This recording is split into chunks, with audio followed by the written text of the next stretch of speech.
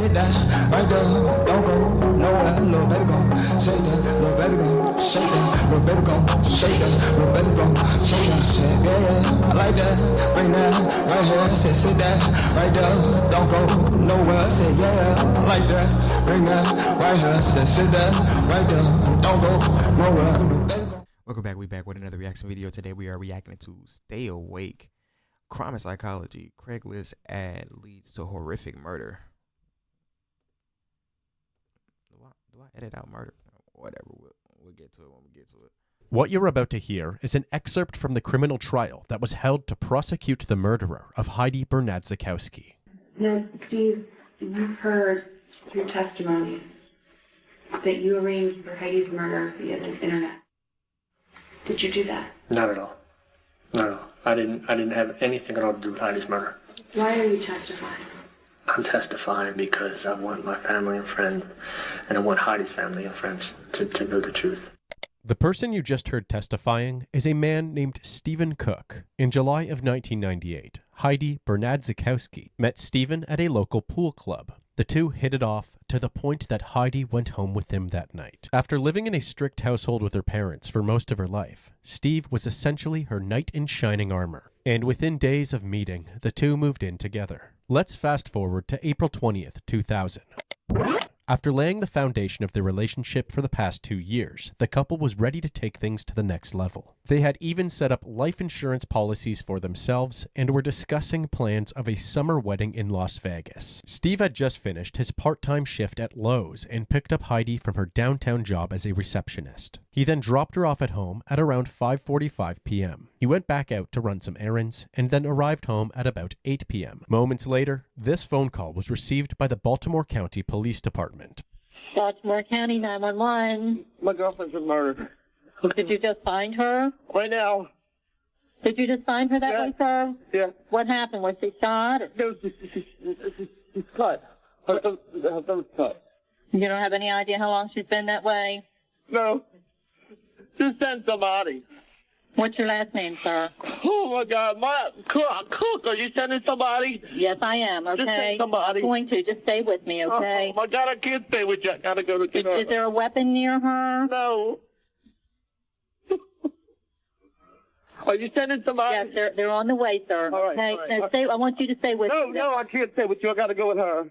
When the police arrived at the residence, they stumbled upon a gruesome crime scene. Heidi had been strangled and her throat was cut. She had bled out so much that the blood had seeped through the floor and into the basement. Steve was holding her in his arms, crying uncontrollably. The police secured the scene and began investigating the rest of the apartment. The first pieces of evidence that they noted included Heidi's purse belongings dumped onto the floor beside her and a number 1 drawn on the wall with her lipstick. Looking at the disarrayed state of the other rooms, investigators also considered the possibility that this was a botched robbery. However, even though jewelry boxes and drawers were ajar, nothing of value seemed to be missing from the house. Heidi's body was taken up to the medical examiner's office for an autopsy where her fingernails were clipped and DNA was tested. In cases where there may have been a struggle leading up to the victim's death, fingernail clippings can be a crucial part of the investigation.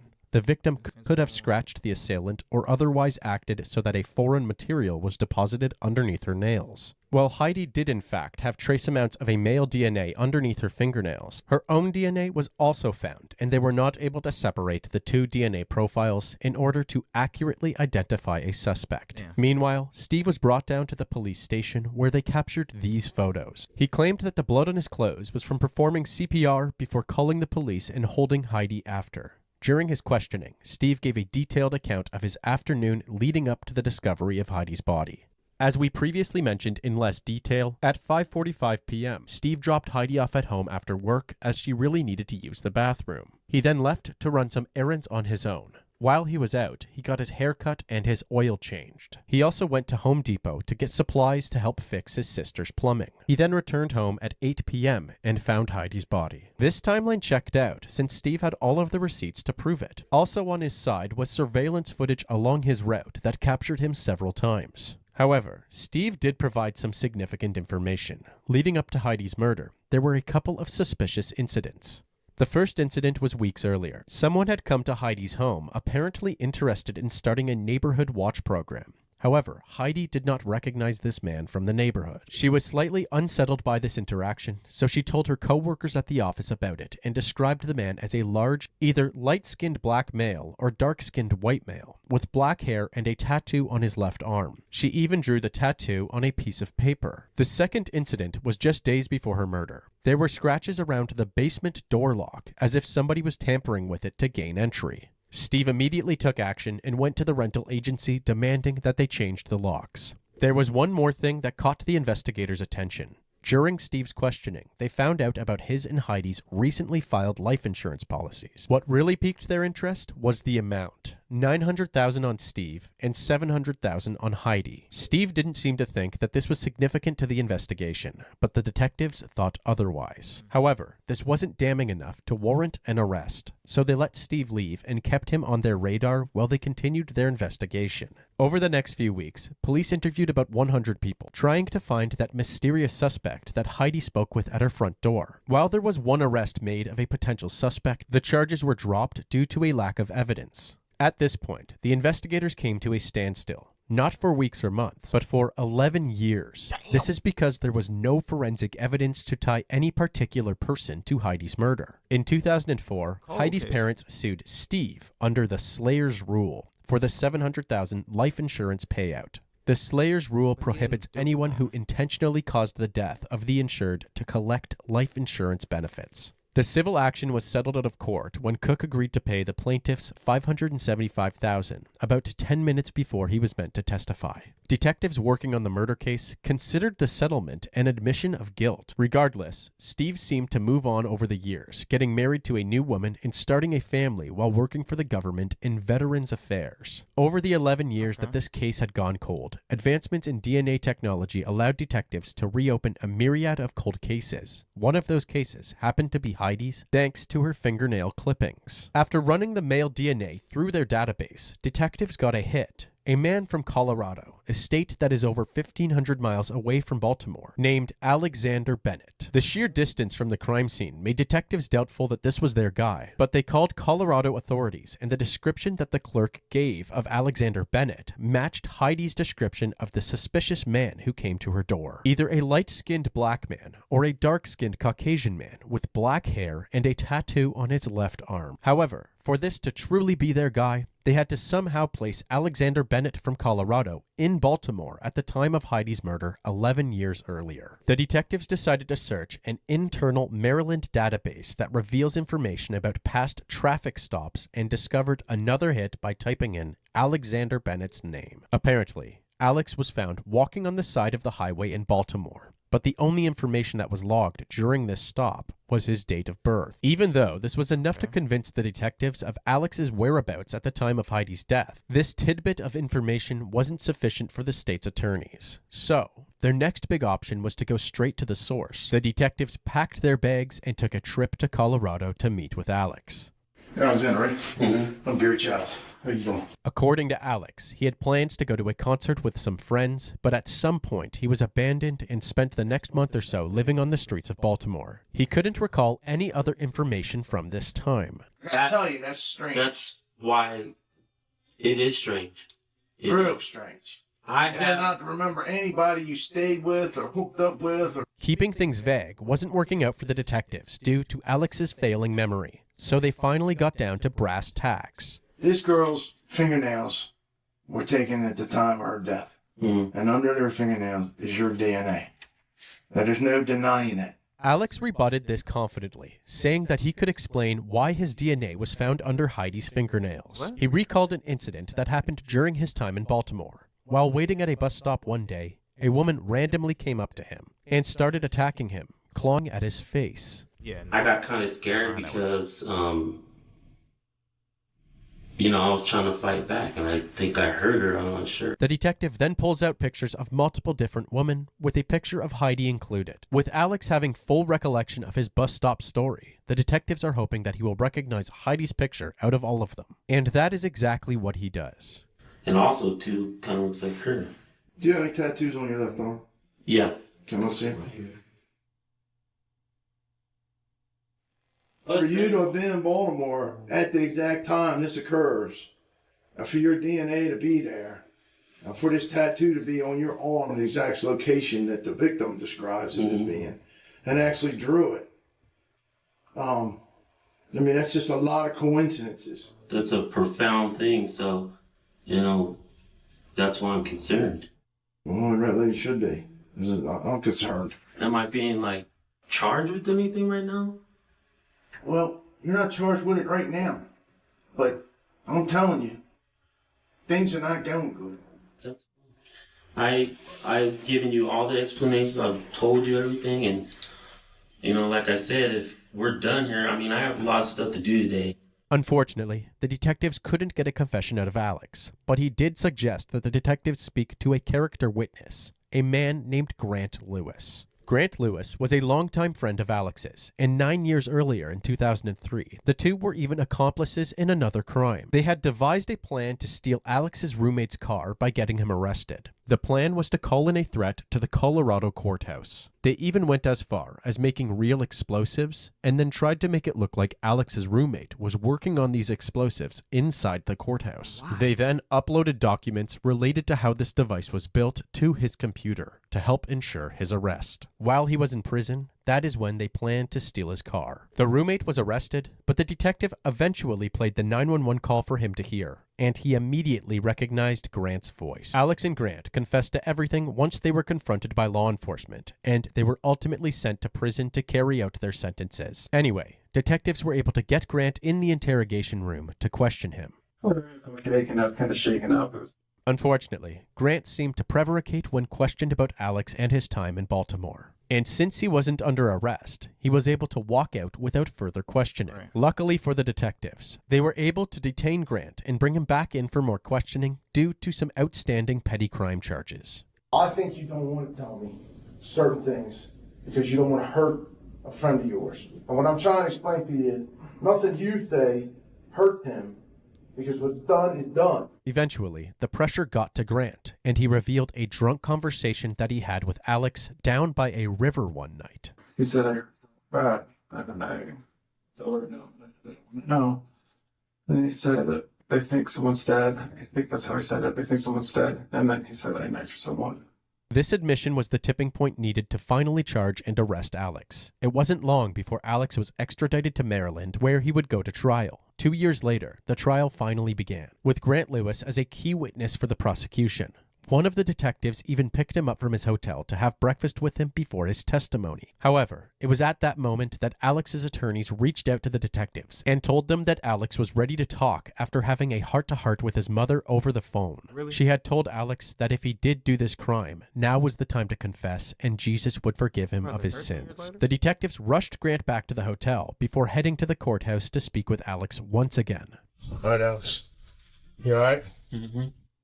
The plan of Baltimore just came up, abruptly when Grant was discussing about receiving money to kill somebody. According to Alex, Grant Lewis, the star witness for the prosecution, the person the detectives were sharing bagels with that morning, was trying to finesse.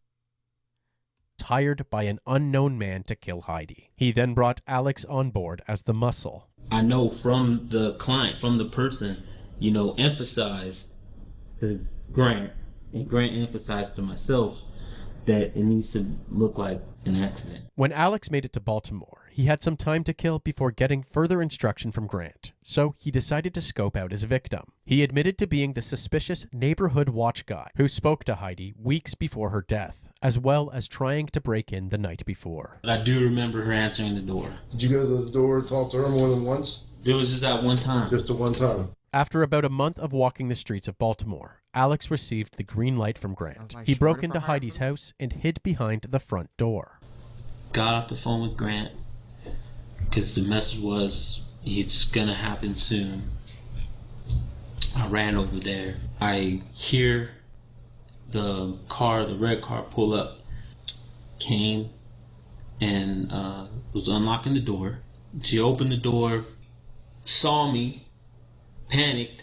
I panicked and rushed at her at the front and, try to muffle her scream. She's clawing at me. She clawed at my lip. scratched my lip. At that point, I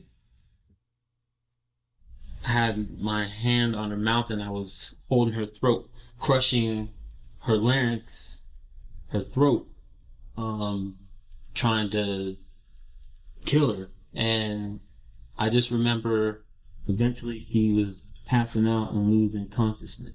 Then I had turned her around and had her, her back was on my back and I was still, choking to make sure that she was dead.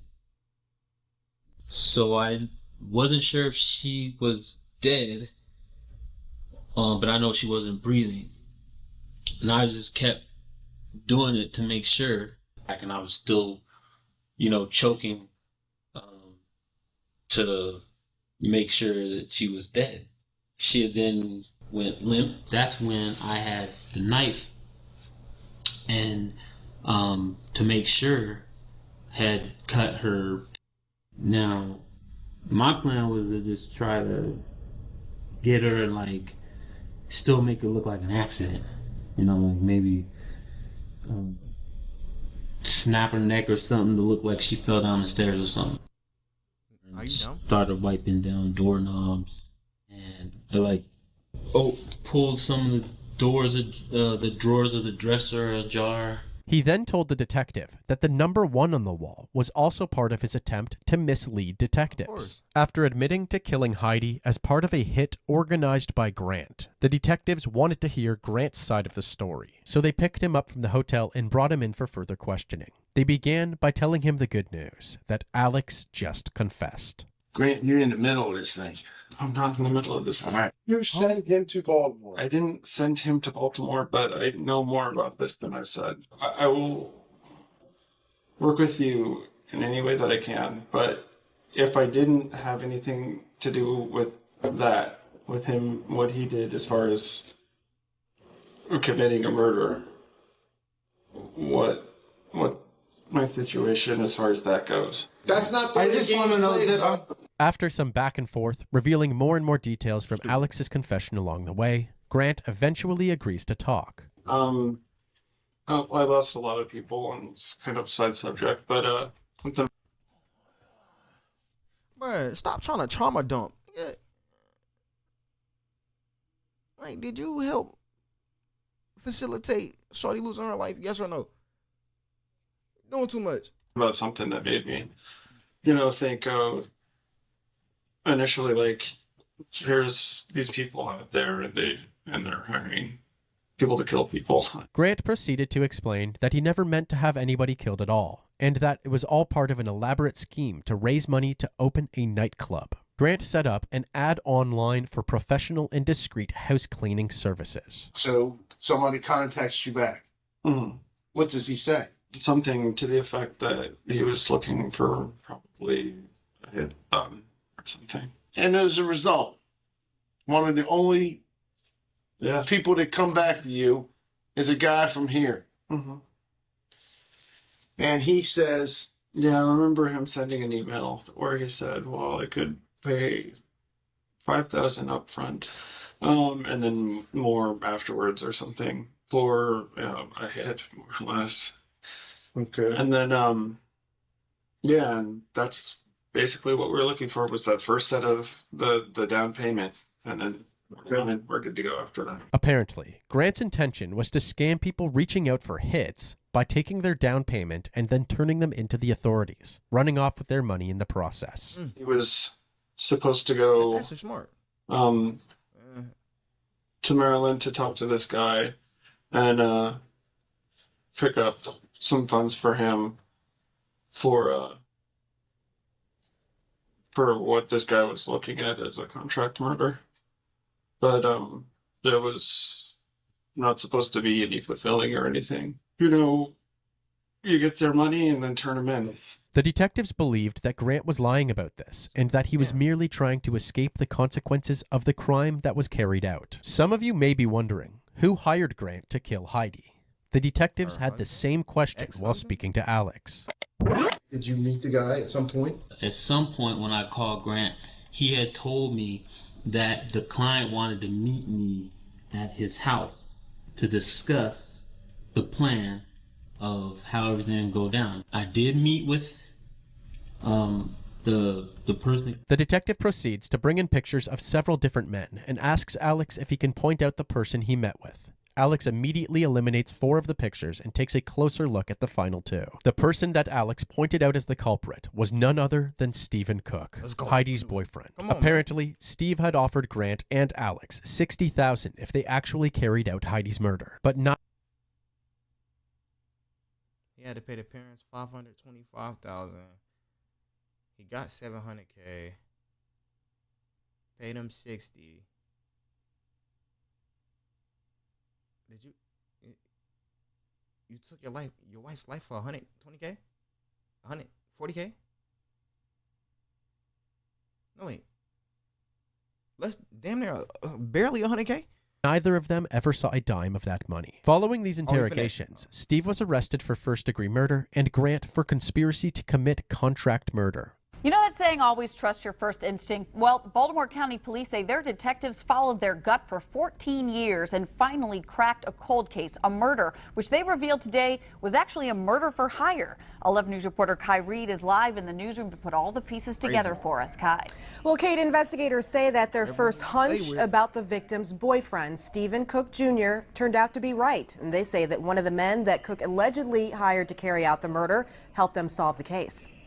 It was April of 2000. 24-year-old Heidi Bernadzikowski was found dead in the Dundalk townhouse that she shared with her boyfriend, Stephen Cook Jr.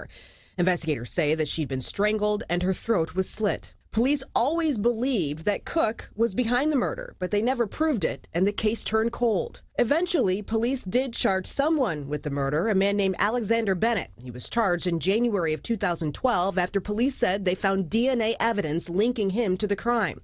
Now, this week, investigators say that Bennett started talking and pointed his finger at Stephen Cook Jr. 14 years after the murder. Cook was arrested at his home in Pasadena this week.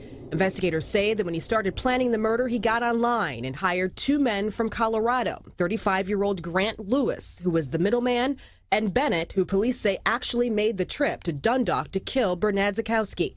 Detectives believe that it was all about money for Cook. They say that he planned to cash in a $700,000 insurance policy that he had taken out on Bernadzikowski just before she was murdered. Neighbors in Pasadena who didn't want to be identified said that Cook seemed like an ordinary guy who often calls police to complain about loud noises and disruptions in the neighborhood. Once they were faced with charges, Alexander Bennett made a plea deal that required him to testify against Grant and Stephen. While behind bars awaiting trial, Steve had met a cellmate, struck up a conversation with him, and ultimately tried to solve one of his problems the only way he seems to know how, by hiring a hitman. He tried to convince his cellmate to kill Grant, who was in the same facility. The cellmate didn't hesitate to tell the authorities when he had the chance, and agreed to wear a wire during another conversation with Steve. I didn't talk to him prior. I got to talk to him. Hey, Steve.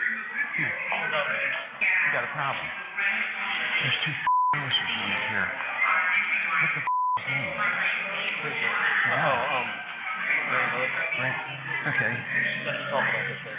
This operation worked, and Steve was charged with witness intimidation and attempted murder. Putting those charges aside, Steve's trial for Heidi's murder began. During the trial, Steve's defense attorney argued that the entire case against him was circumstantial, and that there was zero evidence that he hired someone to kill Heidi through the internet. In fact, during the investigation back in 2000, the detectives didn't even check Steve's computer for evidence. It simply wasn't as common to look through computers for evidence during that time period. The defense's alternative theory for why Alex had killed Heidi was that they had met in a chat room online, and after flying to Maryland and being met with unrequited love, he snapped. They said one of the reasons that this made more sense was because of this crime scene photo. The defense asked the jury if Alex's story was true, that he was given a key from Steve and had jumped Heidi when she arrived home.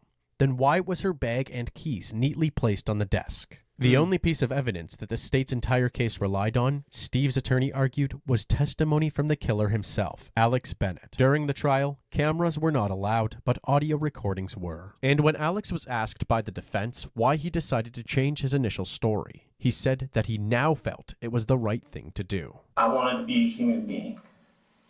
I wanted to give a family some type of peace. I wanted to have faith enough and to grow up into a man and to accept and take responsibility for what I did. Alex proceeded to explain his side of the story, but this time in front of the jury. To combat Alex's testimony, the defense told the jury this narrative, that Steve was the mastermind behind Heidi's death, was merely fabricated because without it, Alex would have no way out of a life sentence. The state argued that the motive for Steve killing Heidi was greed. It all went back to the insurance policies purchased right before Heidi's death. The couple had one red Honda Civic between them, which was owned by Heidi. They weren't married, had no children, had virtually no valuable belongings, and Steve worked part-time at a Lowe's. Basically, they argued that there was nothing to insure. So why would Steve want these large insurance policies, unless it was to line his pockets? The defense, however, found this sentiment to be ridiculous, and Steve addressed it during his testimony. We were going to start a family, we were going to have children, and I wanted to make sure that there was enough money for Heidi in case I died. Heidi then asked me if it was all right if she could get $700,000 worth of life insurance. And I said, fine. Apparently, just days before Heidi's murder, she had pushed through some documents for the life insurance policy. Steve's defense inquired why she would do something like that if she was truly planning to leave. Mr. Cook, you keep saying that you and Heidi are going to get married, but we've heard from other individuals that she was thinking about leaving you. I've never heard anything like that until now.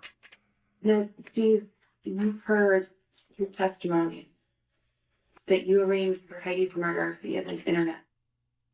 Did you do that? Not at all. Not at all. I didn't have anything at all to do with Heidi's murder. Why are you testifying? I'm testifying because I want my family and friends, and I want Heidi's family and friends to know the truth. Both sides rested their case, and after a day and a half of deliberations from the jury, they had reached a verdict. Stephen Cook was found guilty for the first-degree murder of Heidi Bernadzikowski. The judge sentenced him to life in prison without the possibility of parole.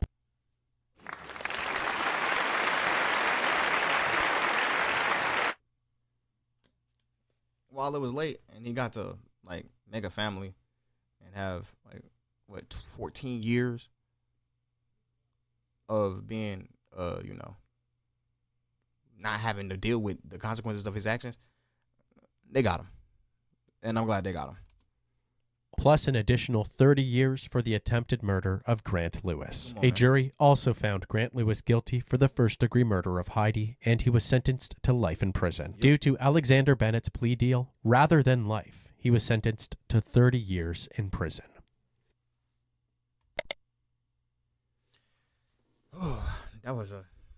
That case was crazy, because I'm like, you telling me it took y'all 11 years to figure out?